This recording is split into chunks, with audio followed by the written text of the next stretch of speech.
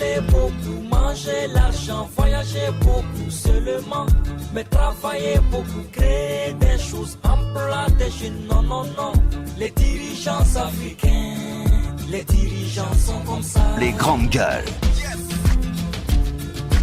Tous les matins, nous vous donnons rendez-vous, mesdames et messieurs, les GG, pour votre plaisir. Vous avez plusieurs moyens évidemment pour interagir sur nos sujets. Soit vous partez sur Twitter, c'est qu'on vous recommande d'ailleurs fortement. Hashtag espace GG, sinon le numéro de téléphone qui s'affiche juste en bas de l'écran. Avec plaisir, nous allons prendre en compte vos messages dans cette émission. Plusieurs mois, cependant, sauf à vous, comme je le disais tantôt. Soit vous partez sur Twitter, sinon le numéro de téléphone qui s'affiche juste en bas de l'écran, même si c'est en gros plan ce matin, je ne comprends pas du tout au niveau de la régie, qu'est-ce qui se passe. Merci à vous tous à l'international. Vous nous écoutez à la radio sur 99.7 du côté de l'Abbé, Bokeh, Cancan sur 99. Les radios évidemment qui relayent cette émission du côté de Farana sur Bambou FM. Si vous êtes du côté de Mamou, c'est Fraternité FM évidemment qui relaie cette émission. Grâce à Sola Media, vous avez la possibilité évidemment de regarder cette émission aussi sur Twitter, mais aussi sur Facebook, mesdames et messieurs. On s'intéresse à l'actualité. Oui, nous sommes le 1er mars 2021. La monnaie guinéenne a 61 ans ce lundi, symbole de souveraineté. Oui, le franc, il faut le dire. Oui, on va revenir encore une fois là-dessus avec Jacques Lewaleno. Le franc guinéen existe aujourd'hui, en tout cas en 7 coupures. La Banque centrale n'est toujours pas arrivée au bout du processus de sécurisation des billets qui circulent et le débat perpétuel autour de la faiblesse de la monnaie guinéenne face aux devises étrangères demeure par ailleurs. L'inflation est repartie cette année à 2 chiffres alors qu'elle était restée au-dessus de 10% jusqu'en fin 2019. Pendant ce temps, la BCRG cherche à se rapprocher évidemment davantage des populations de l'intérieur du pays. Elle procède aujourd'hui même du côté de Mamou. Oui, voilà l'inauguration donc d'une agence. Quelle est la santé de la monnaie guinéenne? Nous posons cette question ce matin chez les GG. Comment explique-t-on sa dépréciation ces derniers temps? Pour en parler, nous recevons ce matin, mesdames et messieurs, Ahmed Tidiane Diallo, directeur des études et statistiques donc du côté de la BCRG. Il va intervenir ce matin dans cette émission les GG sur Radio Espace Guinée. D'autres sujets viendront s'ajouter à tout ceci pour votre plaisir. L'équipe des GG avec vous, merci de nous rejoindre. Daouda Mohamed Kamara, bonjour. Bonjour Lamine, bonjour à tous. Bonjour à vous Antoine Kourouma. Bonjour Lamine, bonjour à tous. Madame Yoro, bonjour. Pardon. Bonjour à tous. Voilà, bonjour. Bonjour. Voilà, oui, c'est bien là. Vous pouvez me mettre là-bas si vous le voulez bien, madame. Voilà, il n'y a pas de souci. Il n'y a pas de souci. Elle a peur de la machine qui est juste en face. Qui est juste en face là. Bonjour Jacques Lewaleno. Bonjour Lamine, bonjour à tous. Voilà, on a appris ce week-end, voilà, avec les sites de la place et évidemment l'arrestation donc de Amadou Djoul de Diallo, mon cher Daouda Mohamed Kamara. Oui, effectivement, on a suivi, c'était bien le samedi que les sites ont relayé cette information. Il était pratiquement entre 9h et 10h que l'information a commencé à courir. On a essayé de joindre Maître Salif Béavogui, qui est cet avocat qui a tous les dossiers. Alors, Maître Salif Béavogui, la première information qu'il a donnée, quand moi je l'ai eu pour la première fois et il ne décrochait pas. Entre-temps, il y a Maître Mohamed Traoré qui a fait, en tout cas, qui a balancé dans les médias qu'il est poursuivi, en tout cas, ce qu'on lui a dit, c'est pour offense au chef de l'État. Et entre-temps, sur les réseaux sociaux, on a vu circuler également quelques extraits sonores, et c'était lors de son passage du côté de Lynx FM dans l'émission Œil de Lynx. On a eu le temps d'écouter cet extrait, mais il y a lieu quand même de relever un certain nombre de propos qui ont été tenus par le doyen Amadou Djoul de Diallo, qui aujourd'hui, loin de nous de faire le juge ou de faire le procureur. Il y a des éléments qu'on a eu à relever. C'est vrai que c'est un doyen qui s'est exprimé. Et il y a des propos que moi personnellement j'ai trouvé excessif. Très excessif. J'ai trouvé des termes excessifs parce qu'aujourd'hui on ne peut pas comprendre que ce soit un doyen comme à la trempe de Amadou Djoul de Diallo qui se permette de tenir un certain nombre de propos. Il est journaliste. Les grandes gueules. Si derrière Amadou Djoul de Diallo en s'exprimant ôte le manteau de journaliste et qu'il se mette sous une autre peau, qu'on comprendrait s'il est politique ou il s'exprimerait comme activiste de la société civile et autres, on comprendrait. Mais lorsque c'est un journaliste qui s'exprime, il y a des termes quand même auxquels il faut faire beaucoup attention.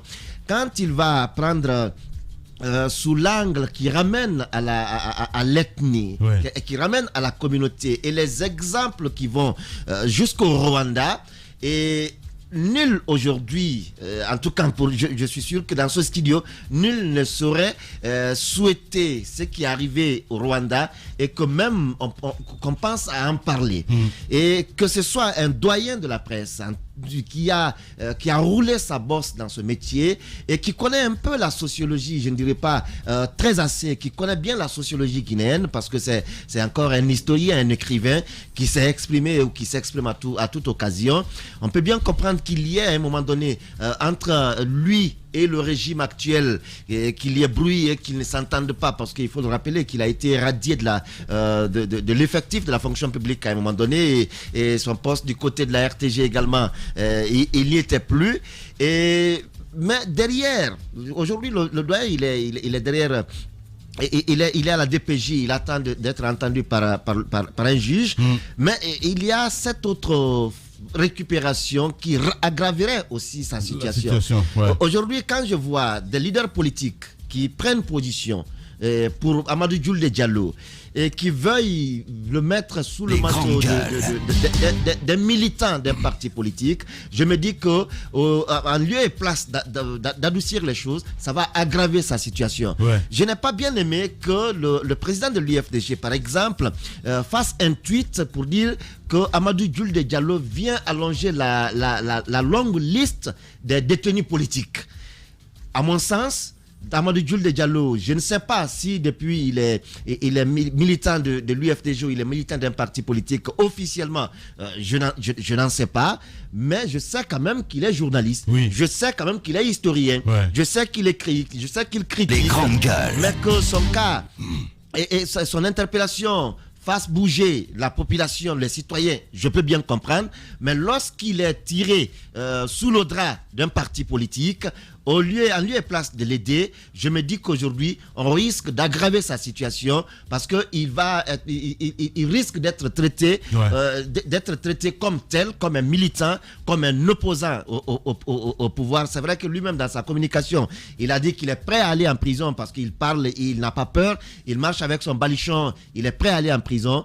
Mais aujourd'hui, que les politiques ne le tirent pas sous leur drap, qu'on le laisse avec la DPJ, avec le juge qui va l'entendre et autres, mais vouloir le mettre sous le manteau des politiques, des militants, ça va aggraver sa situation. J'ai quand même été très déçu d'entendre de tels propos, parce qu'aujourd'hui, on n'en a pas besoin. On a besoin plutôt que les choses changent de façon positive. Lorsqu'on doit le mettre sous le couvert de l'ethnie, de la communauté, ça vient exacerber encore la situation, et je ne pense pas qu'il y ait aujourd'hui un Guinéen qui veuille que la situation s'exacerbe davantage en Guinée. Voilà, Daouda Mohamed Kamara. Allez-y, mon cher Antoine.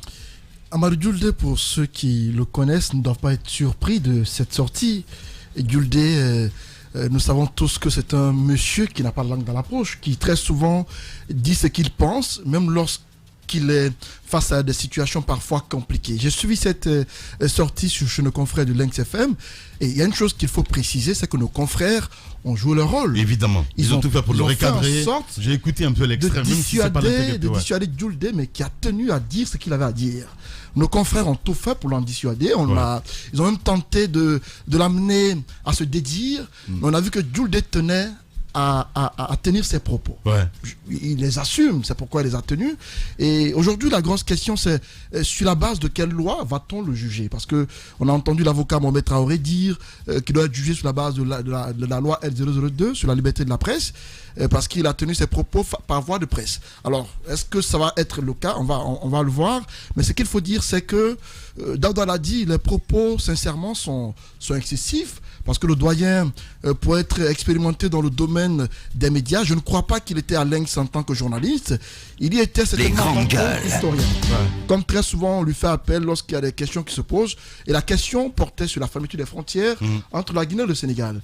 Et donc, ce qui a suivi comme réponse du doyen, je ne veux pas les répéter ici, mais je me dis qu'il aurait pu utiliser des mots plus adoucis, pour commenter cette situation parce que pour moi, il y a de ces propos de nature à un peu fissurer le tissu social. Il y a de ces propos, lorsque vous pensez que ça n'arrange pas la quiétude sociale, vous pouvez vous en passer. Mais le doyen, malheureusement, s'est abstenu de le faire. Et je me dis, on va laisser la justice faire son travail. Mais je pense qu'il est allé trop loin. On espère que le procès tel qu'on l'attend va se faire dans les règles de l'art. Mais de l'autre côté, il faut tout de même noter que Jules D n'est pas le seul à tenir de tels propos en Guinée et qui ne soit pas inquiété. À part Jules D, d'autres Guinéens ont tenu des propos plus graves que ça, mais circulent dans la nature sans qu'ils ne soient inquiétés.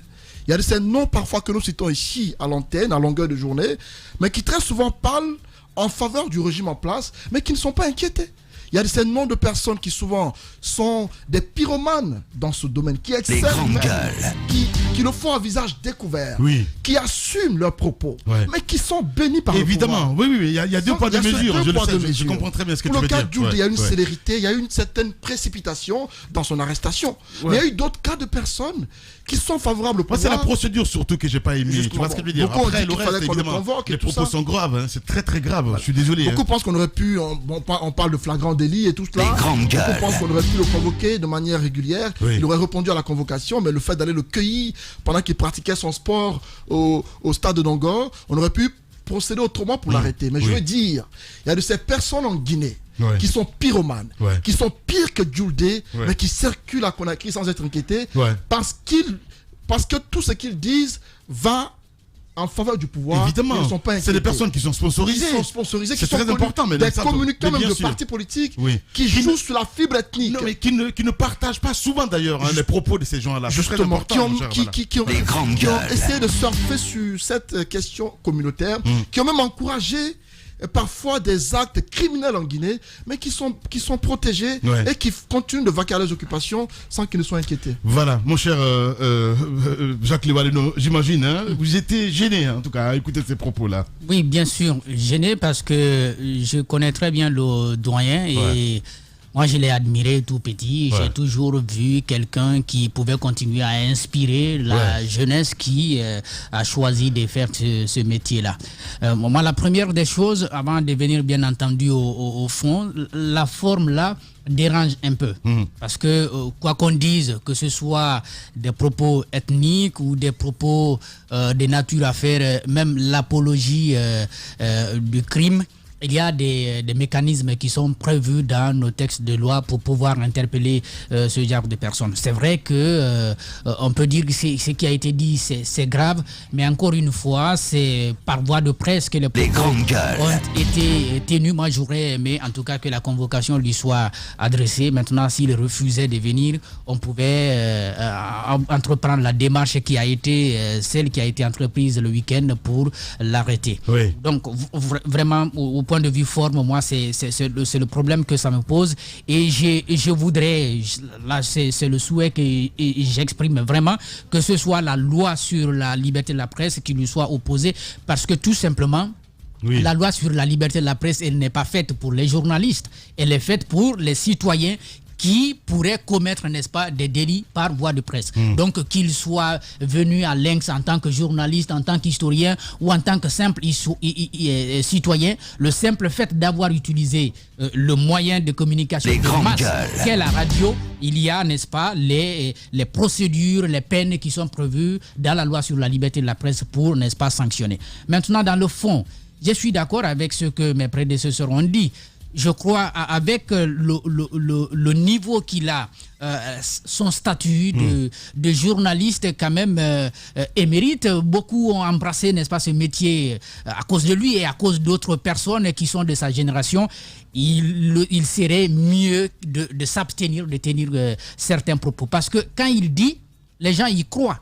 Parce que ce qu'il avance...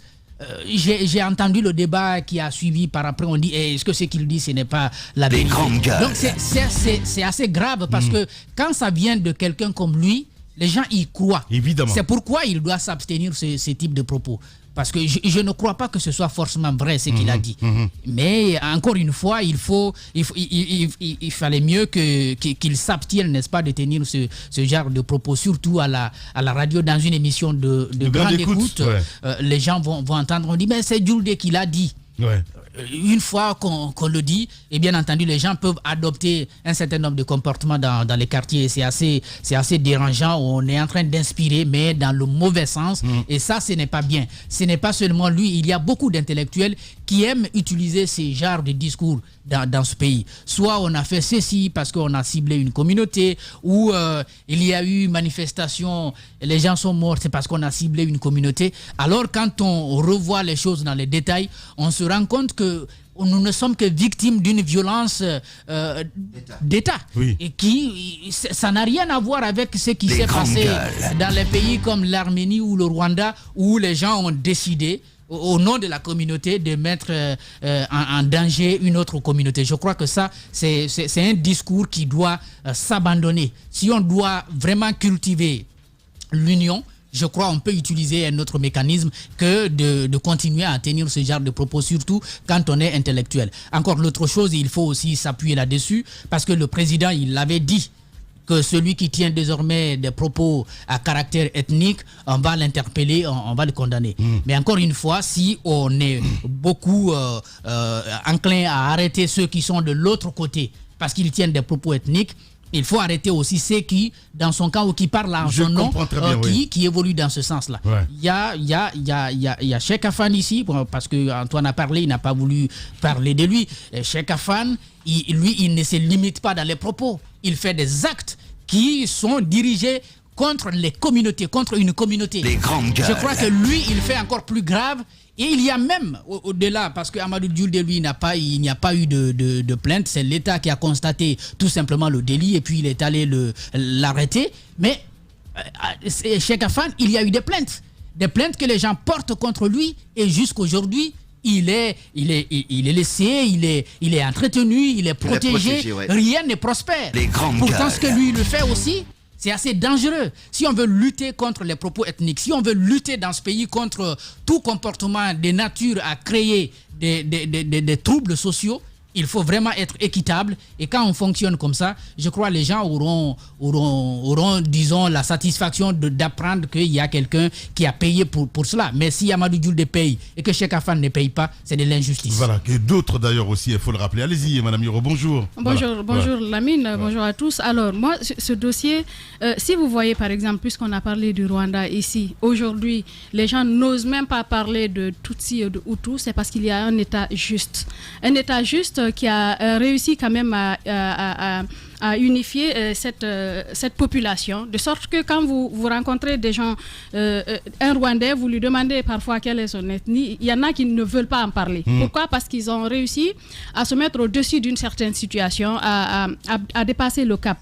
Ce qu'on vit aujourd'hui en Guinée, vous avez des gens qui sont moins hypocrites. Peut-être on va leur pointer du doigt, dire que c'est des pyromanes ou autres, mais il y en a qui aiment décrire les faits tels que les choses se passent. Vous avez parlé notamment de Cheikh Afan ici, je ne sais pas si vous vous souvenez, mais moi par exemple avec certaines personnes, moi les gens me connaissent journaliste, mais j'ai été sur une liste de ce monsieur avec des propos que vous ne pouvez même pas imaginer. Que vous ne pouvez pas imaginer juste parce que lui, il a tenu des propos communautaires. Alors que nous, en tant que journalistes, nous essayons de décrire les faits, de dire ce qui se passe, même si quelquefois ce que nous disons ne plaît pas. Mais ce qui fait mal, c'est quand, par exemple, les collègues l'ont dit, quand des propos se tiennent et qu'on arrête des propos tenus par un groupe de personnes et qu'on laisse un autre groupe de personnes, c'est là l'injustice, Lamine. On a vu, par exemple, à un moment donné, des gens parler de guerre, notamment le président de l'Assemblée nationale, à un moment donné, un peu avant la campagne, je crois c'était à Matoto, c'était des propos qui tendaient vers le communautarisme très effrayant, que certains médias ont relayé, que nous-mêmes journalistes, on a dénoncé. On s'est dit que normalement, en tant que professionnels, on ne devrait pas relayer ce genre de propos. Parce que si nous voulons la quiétude dans ce pays, on devrait se méfier d'une certaine situation. Oui, mais imaginez, c'est des pièges qu'on peut tendre aux hommes de médias. Imaginez qu'une personne aussi haut placée, que le chef de l'État. Une personne aussi haut placée que la première dame se permet de dire en Haute-Guinée que nous, on est ouverts, nous accueillons les étrangers, par exemple, en parlant d'une certaine communauté, et que cela passe comme lettre à la poste. Vous avez des gens qui seront forcément frustrés, qui vont, en fait, à visage découvert, tout le monde connaît le doyen Amadou Julde Diallo. Personne ne peut apprécier qu'on tienne des propos divisionnistes, parce que nous voulons une Guinée unie, nous voulons une Guinée qui puisse aller de l'avant. Mais il faudrait qu'on arrête le 2 poids 2 mesures. Qu'on puisse faire en sorte que si une personne s'en prend, si un Guinéen s'en prend à un autre Guinéen de façon injuste, en tenant des propos ethnocentristes, en tenant des propos divisionnistes, si on veut arrêter les personnes, qu'on les arrête, qu'on ne fasse pas, en fait, qu'on fasse comprendre aux gens que nul n'est au-dessus de la loi. Ouais. Mais quand la balance bascule plutôt d'un seul côté, ça fait mal. Et le plus souvent, vous aurez des gens qui sont frustrés, qui vont, dire des choses qu'on ne devrait pas dire. La loi devrait être là pour tout le monde. Je n'ai pas fini, Antoine. Oui. J'ai pas fini, tu as eu ton temps d'antenne. Je crois que ce matin, c'est important que les propos de Dieu soient d'abord condamnés. Mais c'est ce qu'il a fait. Qu'est-ce que j'ai fait? On le condamne tous d'abord. Qu'est-ce que j'ai fait? Si tu as écouté, si tu as bien écouté ce que j'ai dit, j'ai dit. Mais je voudrais que j'ai commencé par ça. Soit non seulement condamné à la hauteur de l'acte commis, bien. Et derrière. Dans ce cas, je te laisse prendre mon temps d'antenne quand tu auras fini. C'est les grandes gueules, madame. Oui, mais j'ai l'impression que tu ne m'écoutes pas. Vous êtes habitué. Tu m'as écouté? Allez-y, madame. Est-ce que tu m'as écouté? Je ne suis pas fâchée. Tu sais que je ne m'énerve jamais. À vous entendre, on a l'impression que vous n'aimez pas ce que je dis. Alors que je n'ai fait que demander. Ce que je voudrais te faire croire, peut-être qu'après tu vas rebobiner, tu vas écouter ce que j'ai dit. Parce que j'ai dit que ce matin. D'abord, que les propos. Elle finit, monsieur. D'accord, il n'y a pas de problème. Voilà. Allez-y. Je ne comprends pas le grand délit ce matin, qui n'écoute pas mes propos, qui veut que je me répète. Je ne vais pas me répéter parce que j'ai déjà fait ce que j'ai à faire. Ce que je voudrais dire, dans un état normal, tout le monde est en dessous de la loi et la loi est au-dessus de tout le monde. Normalement, le même bâton qui frappe un tel devrait frapper un tel autre par rapport à la commission d'une infraction donnée. Et chez nous, ce n'est pas le constat qu'on a fait. Nous avons vu les réactions à l'international, notamment d'associations de l'AIPS, par exemple, dont Amadou Julde est le vice-président. Qu'est-ce que les gens condamnent? C'est la procédure par laquelle le monsieur a été arrêté. Et il n'est pas le seul dans ce cas. Vous vous souvenez, ces derniers temps, c'est comme ça qu'on arrête tout le monde. On débarque, on vous trouve en train de mener une activité, on vous arrête, on vous amène, on fait un kidnapping. Mais on est dans un état où la loi dit que quand quelqu'un commet une infraction ou quelque chose, à moins que ça ne soit un crime, là on peut venir vous amener. Mais si vous avez tenu des propos à rapport dans un média, on vous adresse une convocation. Si vous ne répondez pas une fois, deux fois, trois fois, peut-être qu'on peut venir vous chercher. Bien. Mais ce qui se passe là, je pense que c'est une violation de la loi en la matière. Les autres l'ont dit, mais en même temps, il faudrait qu'on mette tous les Guinéens au même niveau, que si les uns et les autres commettent des crimes ou des délits, qu'on puisse les arrêter et les juger de la même façon. Merci beaucoup, Madame Yura. Allez-y, Antoine. Ce que j'ai voulu dire par rapport aux propos de Amadou Julde Diallo, j'ai dit que j'étais d'accord qu'on rappelle le cas des autres, comme on l'a fait tantôt dans ce studio, mais ce matin, j'ai plus envie que nous condamnions ces propos c'est ce que nous avons fait. Que ça se répète.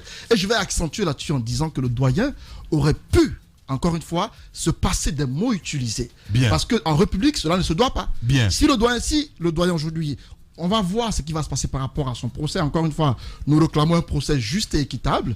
Mais le doyen, pour ce qu'on connaît de lui, par rapport à son parcours, par rapport à ce que nous savons de son intelligence, à mon avis, dans une telle émission, avec ce que les journalistes ont fait pour l'emmener à trouver des mots pour diluer un peu les propos, il aurait pu utiliser des mots afin de pouvoir un peu alléger les termes employés. Mais à mon avis, le doyen ne l'a pas fait. Et je me dis que de tels propos, on doit les bannir de notre discours lorsque nous parlons à la radio ou ailleurs. Et à part Julde, on le rappelle pour tous les autres leaders d'opinion qui ont le droit à la parole. Et à mon avis, lorsque de tels propos ont lieu, sur le champ, il faudrait que tous le condamnent, même si on doit rappeler pour les autres. Allez-y, 30 secondes s'il te plaît. Je comprends bien, Antoine, quand il veuille coûte que coûte qu'on condamne tous, mais chacun a son opinion. Vous n'allez pas quand même retirer à chacun son opinion.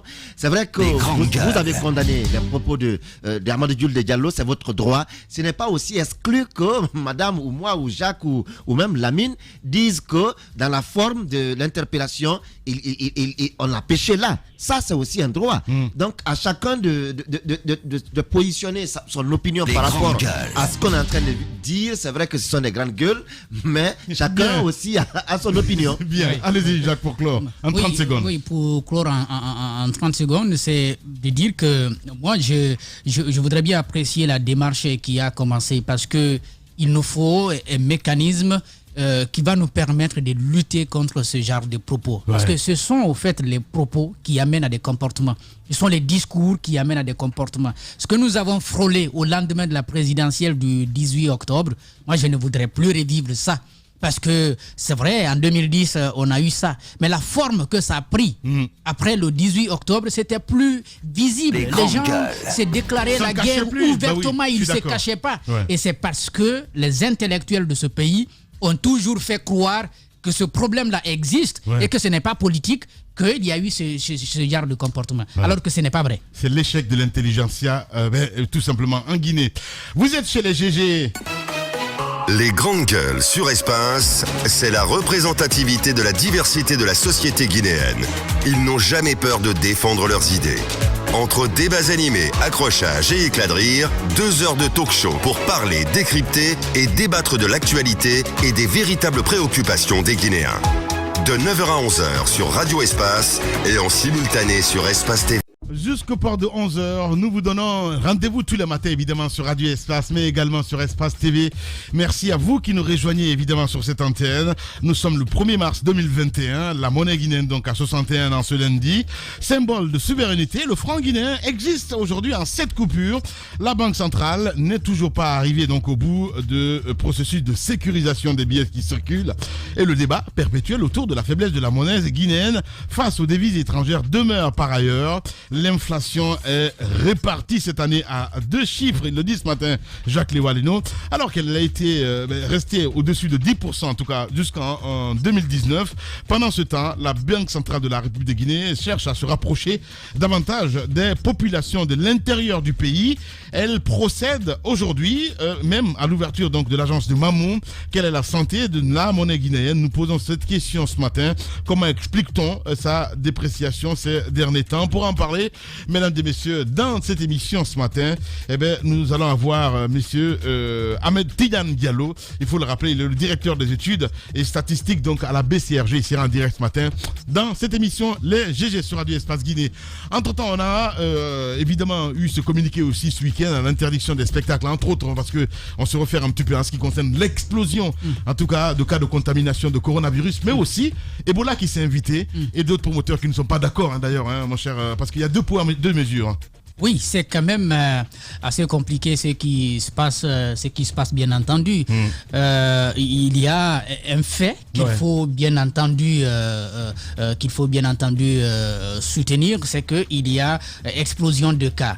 Et aujourd'hui, au-delà même de la communication de l'Agence nationale de la sécurité sanitaire, lorsque vous avez des contacts au niveau des centres de prise en charge, on vous dit à Gbessia par exemple, il n'y aurait plus de place. Effectivement. Du côté de Kenya également, il y a un véritable problème. Il y a un expatrié qui est là présentement, qui évolue dans un projet agricole et qui a chopé le virus. Il avait demandé à se trouver une chambre à l'hôtel où il aurait voulu être confiné, lui seul là-bas.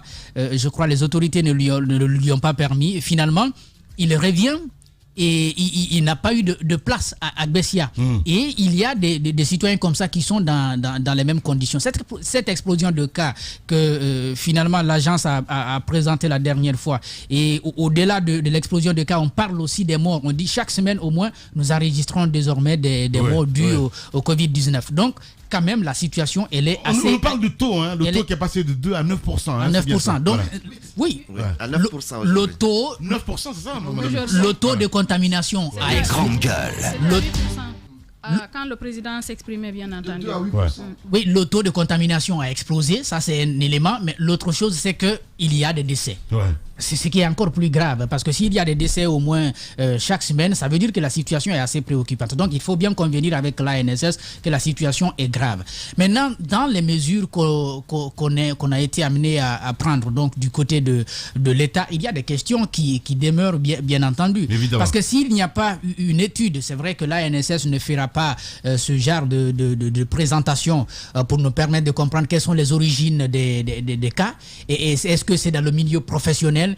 Est-ce que c'est évidemment c'est l'heure des concerts? Donc le ciblage, peut-être qu'on peut s'abstenir de tenir ce genre de discours pour éviter de frustrer certains domaines d'activité. Mais ça pouvait quand même nous permettre, s'il y a des informations qu'on pouvait... Malgré tout, il y a eu une progression, en tout cas en ce qui concerne certains concerts. Et évidemment, d'autres qui ne sont pas du tout contents parce qu'ils ont mis quand même de l'argent là-dessus. Oui. Et je pense que c'est important que l'État puisse prendre ça en compte, Jacques Liwale. Oui, mais est-ce que les concerts qui ont eu lieu ont expliqué, n'est-ce pas, cette explosion de cas? Il y a quelqu'un qui nous appelait la dernière fois, qui nous alertait. Peut-être qu'il a raison ou il a tort. Ouais. Il disait c'est parce qu'il y a concentration aujourd'hui dans les services publics. Le président dit qu'il faut que tout le monde soit là. Donc même ceux qui n'ont rien à faire, ils vont, il y a assez de monde. Et puis pour y aller dans les taxis. Non, dans les taxis aujourd'hui, on est quand même obligé de s'embarquer comme d'habitude. Il y a assez de proximité. Il y a aussi le fait que vraiment il y a eu aussi relâchement dans le respect des gestes barrières. Ce sont autant d'éléments qui entrent en ligne de compte. Je pense que l'exemple doit venir là-haut. Mais encore une fois, les mesures quand ça arrange les politiques, il n'y a pas de danger. Parce que justement, eux, ils se regroupent. Il n'y a pas de problème. C'est là qu'il y a le problème. Ils ont fait beaucoup de choses où ils ont rassemblé beaucoup de monde, où les gestes barrières n'étaient pas respectés. Maintenant, on parle de concerts, on veut quand même les interdire. Moi, c'est pourquoi j'ai dit, je veux vraiment savoir si cette explosion des cas peut provenir du milieu des spectacles ou bien du milieu professionnel. Merci beaucoup, Jacques Liwale. Le temps pour nous d'appeler Al Soirée qui va intervenir dans un instant. Allez-y, il y a quand même eu cette dérogation dont on parle, notamment le fait de laisser ceux qui ont des activités, des concerts par exemple, jusqu'au 7 mars, à ce que je sache, selon un communiqué que j'ai suivi. Ça a été annulé finalement. Si ce communiqué-là a été annulé. Oui, c'est ce que nous apprenons. Ça a été annulé. La dérogation du ministère. Oudi Premier n'a pas eu lieu. C'est ce que je dis, mais l'autre concert, parce que ça commence le 7 normalement. Non, le concert. Non, il y avait Oudi, c'était le 7. Oudi, c'était le 26. Le 26 et 27. Voilà, c'est bien. C'était le 26 et 27. Ça a bien eu lieu. Le public n'a pas eu lieu. Ça a été annulé finalement. Au palais. Mais ça, c'est lui-même qui a décidé d'annuler. Voilà, c'est lui-même qui a décidé d'annuler. Parce que nous, on devait l'avoir ici. Vous vous souvenez, vendredi, finalement, il est parti en négociation. Je crois que la première journée, quand même, c'est effectivement tenu au niveau du chapiteau du Palais du Peuple. Il restait pour la deuxième journée. Maintenant, ce que moi j'aimerais qu'on fasse, en fait, dans ce pays, comme Lamine l'a dit, les chefs doivent donner l'exemple. Quand on dit, par exemple, qu'on veut vraiment faire en sorte qu'une loi soit suivie. Ailleurs, partout dans le monde, c'est les chefs qui donnent l'exemple. Par rapport, par exemple, quand on parle de vaccination et tout, les chefs, ils se mettent devant pour montrer au peuple que c'est pour le bien-être de tout le monde et par conséquent, tout le monde doit suivre. Mais quand, par exemple, vous avez des gens qui vivent de ça, on a vu depuis l'apparition du coronavirus, il y a eu tellement de problèmes, ces artistes, les gens qui sont dans le monde de la culture, ils n'ont pas pratiquement eu d'activité. Mais on a organisé combien d'activités liées à la politique ici, Lamine? Les élections, le 22 mars, le double scrutin, on a eu la présidentielle. Il y a tellement de choses, de rencontres, de congrès qui se tiennent au palais avec un palais qui refoule du monde. Pourtant, les concerts aussi, c'est... Moi, ce que je voudrais dire à ces autorités-là, c'est de faire en sorte qu'on respecte les gestes barrières. Exiger que les gens portent des masques. Faites en sorte qu'il y ait des tests, par exemple, à la rentrée du palais. Quand il y a des tests gratuits qui peuvent se faire. Les gens font des tests, on met les masques, les gens se protègent. Parce qu'on nous a appris, l'OMS nous a dit qu'il faudra vivre avec cette pandémie. Il ne faudrait pas que le monde s'arrête, que les gens meurent de leur beurre mort dans leurs activités génératrices où ils gagnent leur argent, alors que en fait c'est du 2 poids 2 mesures. Ça ne marche pas. Les gens ne comprendront pas. L'État ne continuera pas à subventionner. Quand par exemple on annule 5 concerts, l'État prend de l'argent, donne à des personnes pour dire puisqu'on a annulé, c'est pas possible. Ça ne marche pas comme ça. Faisons ce qu'il faut faire. Vous voyez de l'autre côté, les gens tenir de grandes rencontres. Certains restent dans leur voiture avec des masques, avec tout ce qu'il faut, ou bien ils mettent les masques, ils font les activités, après ils se séparent. Bien, Madame Yoro, nous allons partir sur le terrain. Nous allons écouter Al Soirée, le directeur évidemment de Nord-Sud Communication. Il est en direct ce matin chez les GG. Les grandes gueules. Al, bonjour.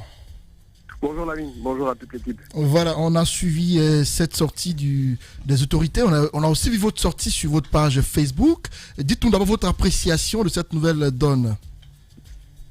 Écoutez, on a tous appris lors du dernier discours du président qu'il fallait faire face à cette résurgence et que bien sûr nous rentrions dans une nouvelle période de mesures d'urgence, de couvre-feu et de restrictions. On est tous d'accord. Et que quand la décision est prise par l'État, qu'il faut la respecter parce que la vie humaine est sacrée, la vie humaine est chère et nous ne sommes pas les personnes par lesquelles, bien sûr, la désinformation ou le manque de sensibilisation va passer parce qu'on le fait au quotidien. Ce qui nous a écœuré, c'est que le lendemain, il y a je ne sais pas s'il y a eu un lobby ou une sorte de pression. Le lendemain, à 20h, au journal de la télévision nationale, il y a un communiqué qui est sorti pour dire bon, on vous accorde une semaine de plus pour pouvoir organiser des spectacles. Alors, ces une semaine de plus sont mis au profit de qui exactement? Est-ce qu'on est en train de faire profiter un groupe de personnes sur tout un ensemble ou on met une restriction pour tout le monde à la fois? Donc, la plupart des personnes qui avaient des événements dans la période se sont senties choquées et raison pour laquelle, justement, moi, j'ai fait cette sortie pour dire que c'est pas normal parce qu'il n'y a pas de sous-Guinéens, il n'y a pas de Guinéens supérieurs à d'autres. Si les restrictions sont mises, elles sont mises pour tout le monde doit les respecter, mais on ne peut pas privilégier un groupe sur un ensemble et nous interdire d'organiser des spectacles, parce que nous avons toujours respecté les mesures barrières. Il y a un médecin qui a été affecté au niveau de l'agence guinéenne de spectacle, qui est là, qui à chaque fois qu'il y a des événements, régule et contrôle la mise en place de l'organisation, vérifie que la distanciation est vraiment observée et qu'il y a du gel hydroalcoolique et que les températures sont prises à l'entrée des lieux de spectacle. Donc je ne comprends pas comment est-ce qu'on peut permettre des activités sportives et non des activités culturelles. Voilà, allez-y Antoine. En soirée, parlant justement de ce lobby, on va dire les choses telles qu'elles sont. Est-ce que vous faites référence à Aoudi Ier qui est allé négocier tout de même pour son événement qui avait lieu, je crois que c'était le lendemain samedi? Pas forcément Aoudi Ier, mais c'est tout un ensemble de choses. À part Aoudi Ier, vous avez un concert qui doit se tenir ce week-end. Il y a un concert qui s'est tenu le samedi même au Palais du Peuple. Vous avez même Madame la directrice de l'agence du spectacle qui a un événement en hommage à la journée de la femme qui devait se tenir le 8 mars, qui est ramené au 7 mars et qui va se faire.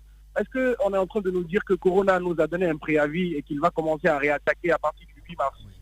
Quand même. Je veux comprendre. Aujourd'hui, est-ce que la maladie nous a prévenus?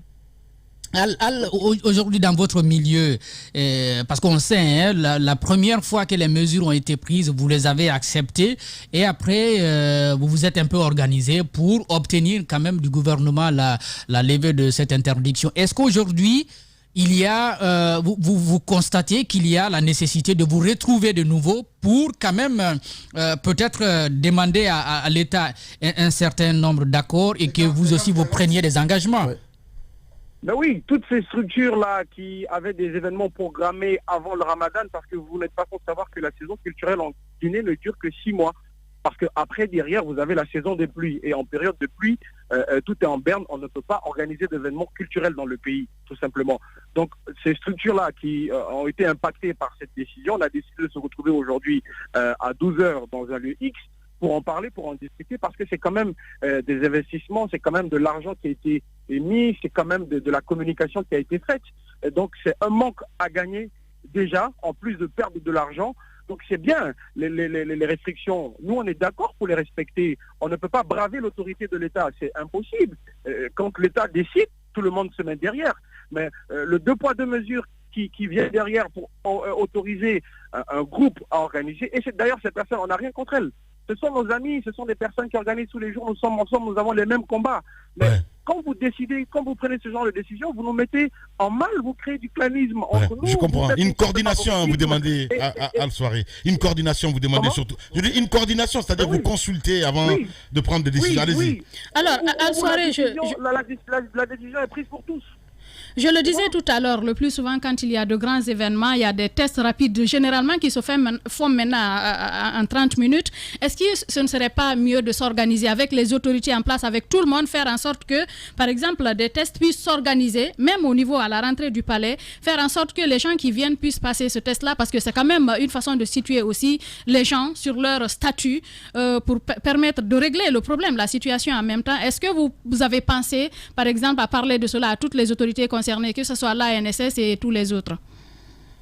Madame la ministre a dit qu'elle a un rendez-vous avec le conseil scientifique aujourd'hui pour trouver des voies et moyens. Nous sommes d'accord avec toutes les formules qui peuvent être mises en place pour éviter la prorogation et la propagation du virus. Encore une fois, nous ne sommes pas le canevas par lequel le virus va se propager parce que nous sommes aussi des gens qui sensibilisent, que ce soit les artistes, que ce soit les promoteurs, les producteurs, ce sont des voix autorisées qui se mêlent à la campagne et qui se battent tous les jours pour faire comprendre aux uns aux autres l'urgence de cette maladie dans notre pays. On ne dit pas que nous privilégions nos activités et que nos activités doivent prendre le dessus. Nous sommes d'accord pour discuter avec la NSS.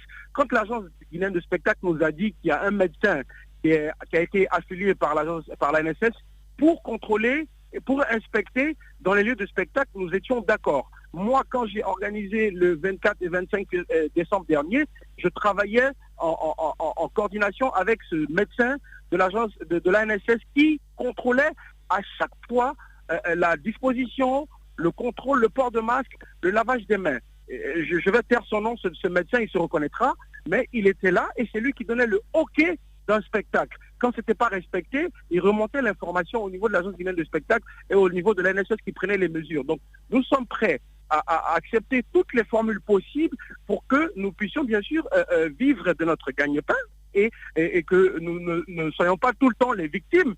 Si on permet à ce qu'il puisse y avoir des matchs de football pendant qu'on peut dire aux uns aux autres de se faire contrôler avant d'aller dans un stade, pourquoi on ne permettrait pas aux culturels de pouvoir se faire contrôler avant d'aller regarder un spectacle? Bien. C'est quoi la différence? Voilà, Al Soirée en direct ce matin sur Radio Espace Guinée, promoteur donc de Nord-Sud Communication. Merci beaucoup Al. Les GG continuent sur Radio Espace. Sur Radio Espace Guinée, les GG pensent comme JMJ. Une presse libre se voit dans la rue. Et la rue voit vraiment si la presse est libre. Cette dialectique sociale est la levure de la démocratie. JMJ. Les GG sur Espace, tous les matins 9h-11h. Vous nous regardez également à la télévision, évidemment. De moment, on a écouté Al Soirée. Oui, c'est très pitoyable aujourd'hui qu'on voit les opérateurs culturels dans cette situation parce qu'il faut le dire, s'il y a un secteur aujourd'hui qui a le plus subi du coronavirus, c'est aussi le secteur culturel. Mais ce que je ne comprends pas beaucoup, c'est que quand les restaurants, ça fonctionne. Hein? Les restaurants fonctionnent. Ça fonctionne, oui. Ça fonctionne, bon an, malin. Les boîtes de nuit aussi jusqu'à 23h. Vous savez, il y a des restaurants, il y a des restaurants-bars. C'est pour le cas des boîtes de nuit qui est paradoxal. Vous savez, il y a des boîtes, il y a des restaurants-bars, qui reçoivent et pour la consommation en aliments et en boissons. Donc ça, aujourd'hui, il y a des restrictions à ces niveaux également. Il faut faire le tour pour le comprendre. Maintenant, ce que je voulais dire... Daouda. Il fait souvent des tours. Piéger tout seul. Allez. D'accord. Maintenant, ce que je n'ai pas, je n'arrive toujours pas à comprendre. Oui. Aujourd'hui, je vois qu'il y a des décisions isolées par endroits. La présidence a son calendrier, l'ANSS a son calendrier, l'AGS a son calendrier, le ministère de la Culture a son calendrier. Aujourd'hui, on devait plutôt mettre tout ensemble pour que lorsqu'il y a une décision qui pointe à l'horizon à la présidence, que tous les autres secteurs, l'ANSS, l'AGS, le ministère de la Culture et même les opérateurs culturels et les autres également du sport soient informés pour savoir, attention à une décision qui vient et ça va vous concerner.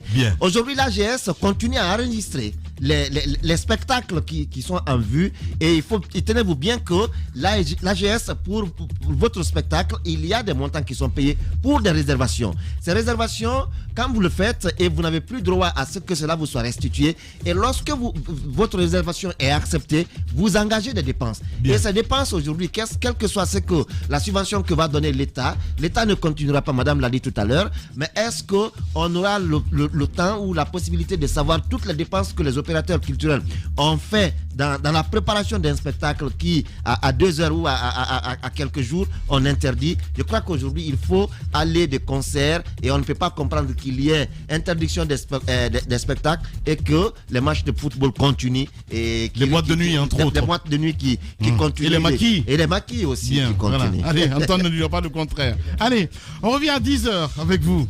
Longtemps, j'ai cherché d'où provenait cette force. Cette force qui nous pousse à rentrer dans l'arène. à balayer d'un revers la pression qui nous submerge. Une détermination de fer dans un gant de velours. Écoutez, motivez, recadrez, ajustez sans cesse les moindres détails, les petits riens qui transforment les rêves en exploits. Pour certains, cette force vient d'en haut. Pour d'autres, elle vient de l'intérieur. C'est ce qui nous rassemble, ce langage qui nous unit, ce qui nous permet d'amener une équipe vers le succès, sous les applaudissements de nos fans. J'ai longtemps cherché d'où provenait cette force, et la réponse est une évidence. Adafo Media, l'excellence, la perfection, la précision, la référence de la sous-région. Adafo Media, le futur, vivons-le ensemble.